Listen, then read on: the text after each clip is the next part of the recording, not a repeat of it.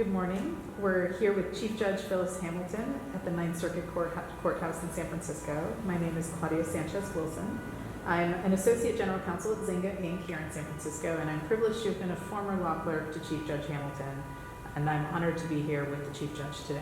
Good morning, Judge Hamilton. And good morning, Claudia. And as always, I'm glad to be here with you as well. So I'd love to just start by learning a little bit about your early life experiences. And can you just start by telling us where you were born and tell us a little bit about your family? I was born in a little town in central Illinois, Jacksonville. It's about 30 miles east of Springfield, which is the state capital. Very small town, fewer than 20,000 people, one high school, one junior high school. So I grew up in a somewhat rural community surrounded by farms and factories back in those days. I was born in Jacksonville, but my mother took me and my two brothers to the West Coast, and we lived in Portland, Oregon. She died when I was 4 years old, and we were living in Portland. I have two brothers who are all 1 year apart, so she died with a 4, 5, and 6-year-old. At the time of her death, her brothers and sisters, my grandparents had 13 brothers and sisters, and they were, those that were living at the time were all spread out all over the country, and my brothers and I were all spread out and sent to live with different relatives. At a very young age, I ended up with an aunt in Vancouver, Washington.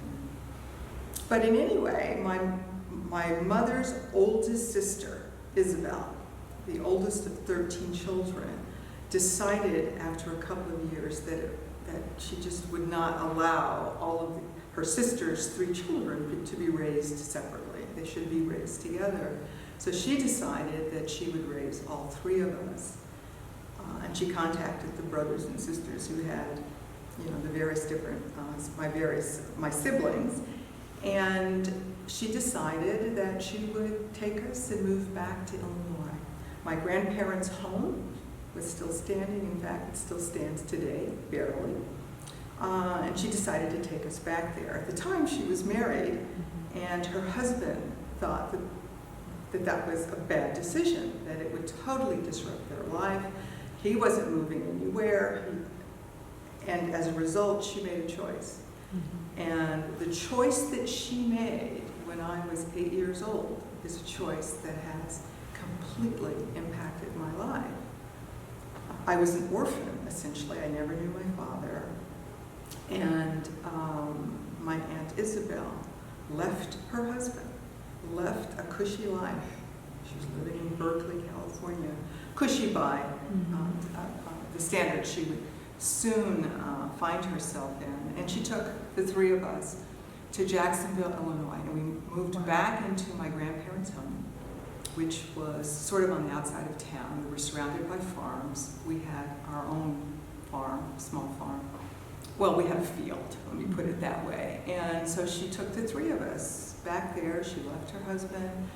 And because when she was 14 years old, in the 9th grade, she had to drop out of high school because she had 12 brothers and sisters, and her parents, my grandparents, needed assistance raising the children. She had a 9th grade education, so leaving her husband and her comfortable home, taking her 3 sisters' children back to Illinois, she had so few options herself. She became a domestic. She worked cleaning other people's homes throughout my childhood, and we lived in, like I said, my grandparents' home, which was on the edge of the country. It was country enough that we had an outhouse and no running water. So I grew up in a house that had a well with a pump on the back door stoop, and we had to boil all the water that we used to wash our dishes, to wash ourselves, etc., on the stove, and we had to use an outhouse. Now, for an 8-year-old coming from the West Coast, it was a traumatic experience for me. But I had my brothers with me, and I had my aunt, and we moved into a home in which another of my aunts and her 2 children lived. So there were 2 sisters and 5 kids. That's how I grew up. And I have to say, notwithstanding the fact that we had limited means. My other aunt worked in a nursing home as a dietitian, cook, and like I said, my aunt worked as a domestic. But between the two of them, they brought the 5 children up very well, notwithstanding that we were poor. I lived in this town, though, in which everyone was poor. So it wasn't like it was so apparent to me that my life was that much different than anyone else's. There were a lot of people in the schools that I attended that had, the same kind of circumstances, that lived in the same kind of circumstances. But I have to say that those were the formative years for me. I worked in the fields when I was 8, 9, 10, 11 years old until I was a teenager and able to get a job, in a restaurant as a car hop at Bob's Big Boy. It was my first outside job. I've worked my entire life since I was a child. And those years, I think, really made me the person that I am today. The woman who raised me, my Aunt Isabel, for her entire life, she never missed a day of work. Wow. Ever. That's amazing. Her entire life. She went from working as a domestic to working in the laundry at the state hospital, the largest employer in our hometown. And I have to say, I've been on the district court for the Northern District of California for 27 years, and I have not called in sick one single day that I have worked at the court. That's amazing. And I think a lot of it just comes from the way in which I was raised. I was raised to work hard. We never accepted, my aunt was way too proud to ever accept any public assistance. She raised her niece and 2 nephews on her own, essentially. So I think I get my very, very strong work ethic from her. And she sounds amazing, and that does sound like an incredibly formative experience. Do you think, it sounds like you're obviously incredibly resilient. Do you think that some of that strong work ethic and resilience was that formed by having her as your role model? I think so. I think she was the single most important factor. She's what saved me from a life that, who knows what would have happened had she not taken us all together. And she was so incredibly strong, and it was important for her to make sure that me, more than my brothers, I have to say, the most important lesson she wanted me to learn was that of self-reliance. And to this day, I think I'm one of the most self-reliant people that I know.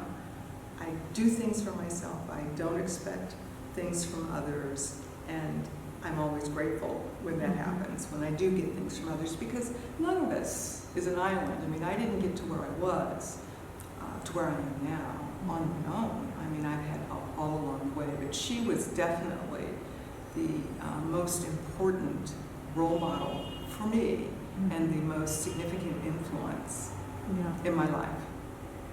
And how did that influence your decision to become a lawyer? Did you know that from early on, or was that a realization that came later? No, it came later. It came later.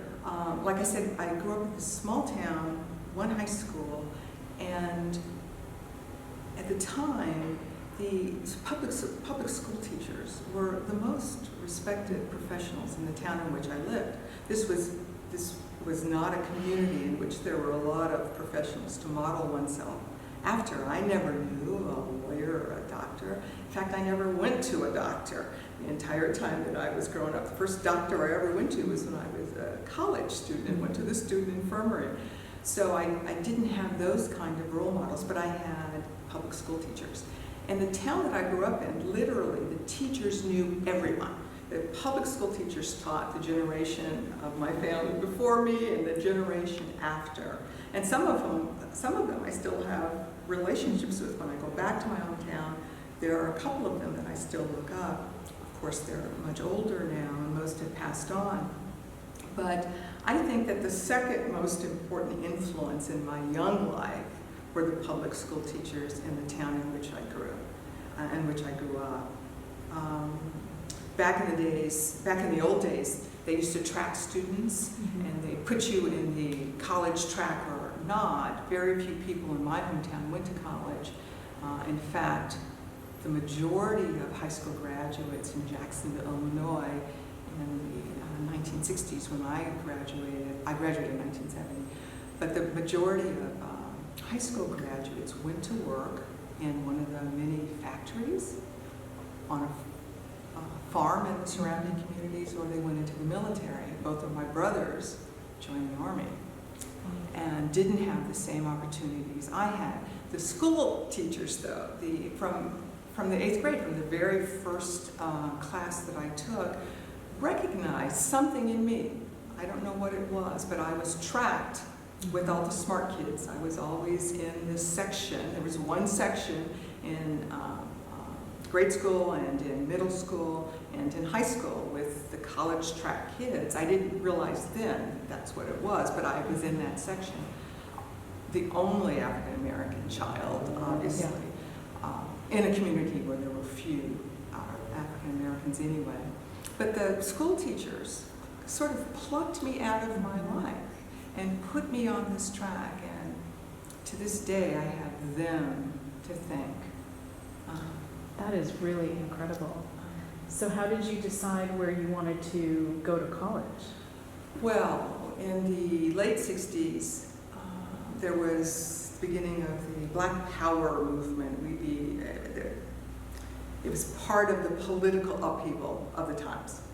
And all the African American students said, you know, we need to be full-on participants in the experience. And they put me forward as an applicant to be a foreign exchange student. No black student had ever been a foreign exchange student with the American Field Service. 2 kids from our school were selected each year, one for the summer semester and one for the school year. And I put myself forward and I said, okay, I'm ready to go. And I was selected to go. I was a very good student. I was an honor student. And I was selected to go, and I wanted to go to Paris or Brazil, and instead they sent me to Zurich. Kind of close to Paris. Close to Paris. But I had a wonderful experience. I lived in a Swiss-German section with a Swiss-German family, whom I'm still in contact with. And I went there in 1969. I was there when Man Walked on the Moon, I recall that. But in any event, I met a young woman from Bakersfield who was going to Belgium, and she in fact spent her semester in Belgium, and we became good friends. And during our senior year in high school, she convinced me to apply to Stanford. And no one in my school would ever, except for the football coach, had ever even heard of Stanford. No, seriously, the counselors, because they were counseling students mainly to go to state schools in Illinois, there was they just simply didn't have any particular knowledge, you know, about private schools on either coast. But in any event, just following my friend Emma, I applied to Stanford and got accepted and got, you know, financial aid, which is the only way I was able to go. That took me out of Illinois. But I tell you, it was the summer I spent as a foreign exchange student that was really instrumental, not only in opening up the world to me, and I've since become a world traveler, but also opened up my eyes to there being so much more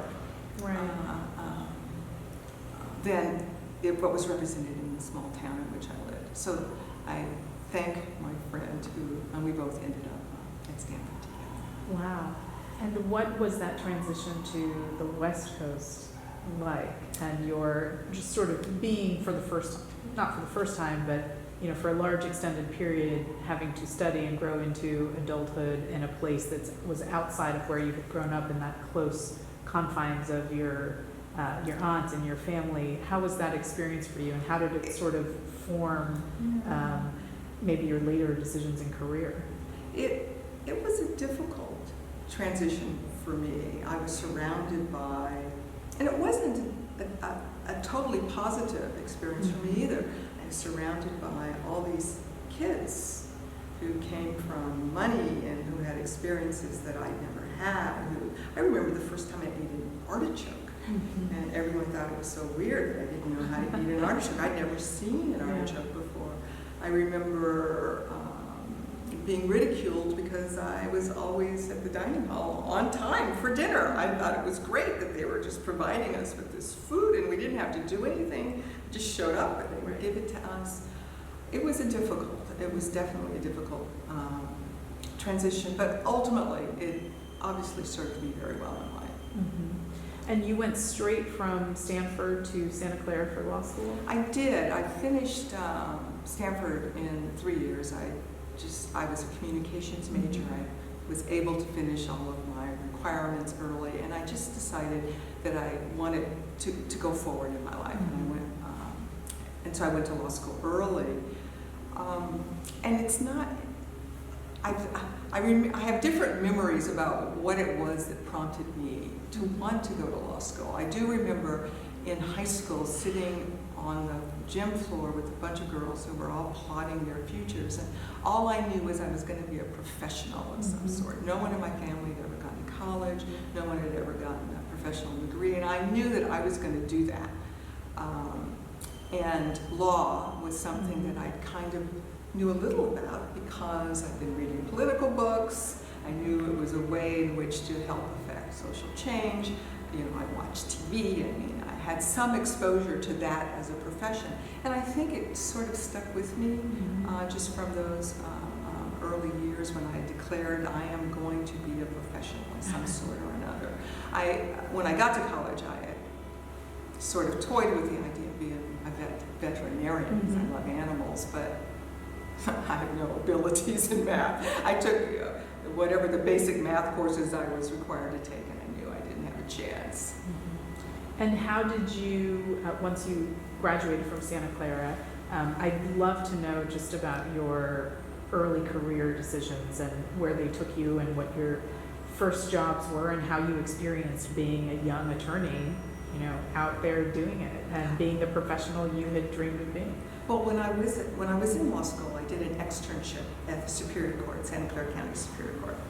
And I recall working with another extern for a judge on criminal law and motion calendar, and the fact pattern was a violation of the California not notice provisions, in which a man and a woman were both arrested in a motel room. I think it was a drug-related offense, but the woman was naked during the police detention. And I remember trying to convince the judge, me and another female extern, tried to convince the judge that no way did the police give notice because no woman laying in bed naked would not have tried to cover herself before the police broke in the door. And he was having none of that. And I remember thinking to myself, well, if I ever get to be a judge, I'm going to be more practical than that. It seemed like the obvious answer to me as a student, but I do think that my externships, I had 2 of them, and one was with a wonderful man who's still a judge on the appellate court in San Jose, Eugene Primo, and he was just a fabulous mentor to me. That's wonderful. And when you picked, I think your very first job was working for the Public Defender's Office, and as I understand it, it was a new office at the time. What was it about that first job doing advocacy and public defense work that really attracted you?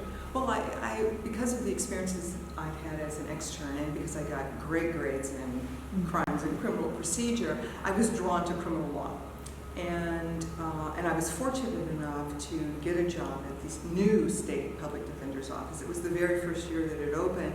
They were taking only 2 new graduates. All of the other attorneys were seasoned attorneys. What attracted me to the work was that I would be in an office with all of these really, really great lawyers, and I would learn from the best. And that is, in fact, what happened. The majority of lawyers had long careers as trial attorneys in Alameda and San Francisco, Alameda County and San Francisco, and they trained us, and we provided advocacy mainly on the appellate level and for our clients who were already in prison. So I enjoyed that, but it didn't take long. I mean, within 5 years I realized I'm not a defender. This is not a lifelong vocation for me, and so I started looking elsewhere. And how did you decide what your next role was going to be? And why don't you talk a little bit about what that role was? You know, most of my career has been fairly serendipitous. I've been at the right place at the right time. I've been open to new experiences.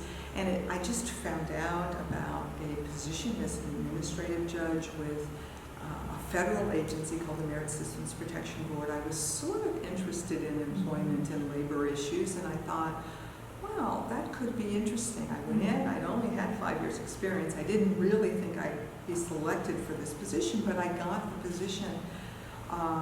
They say, largely on the strength of, you know, the writing experience I got, you know, at the State Public Defender's Office. But here I was, 5 years experience under my belt, and here I am, this hearing officer for federal employees. And it just took the very first hearing. The very first hearing on I think it was a disability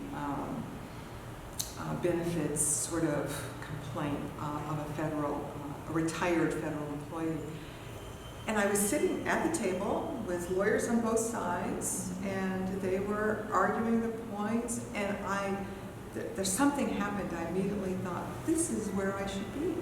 Not on that side, but here in the middle. There was something that was very attractive to me, to not be part of the dispute, but to help resolve the dispute, to be able to decide the dispute. Now, there was a transition. I had to learn how to be an advocate, how to write as an advocate. You understand this, and how to write as a neutral, as opposed to having very different written as an advocate. It's a very different mindset, and so there was a transition period. But I loved that job, and I probably would